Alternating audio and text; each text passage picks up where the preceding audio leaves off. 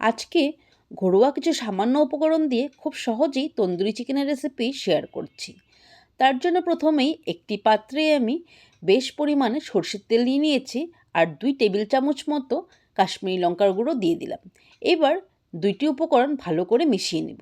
এটা হলো কালার মেশানোর সাবস্টিটিউট।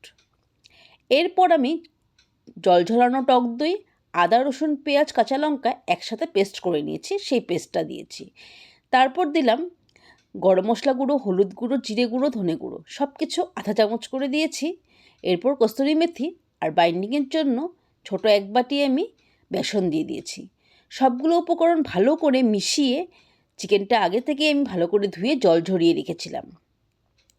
চিকেনটা দিয়ে ভালো করে মাখিয়ে আমি 8 থেকে 10 ঘন্টা আমি রেস্টে রেখে দিয়েছিলাম।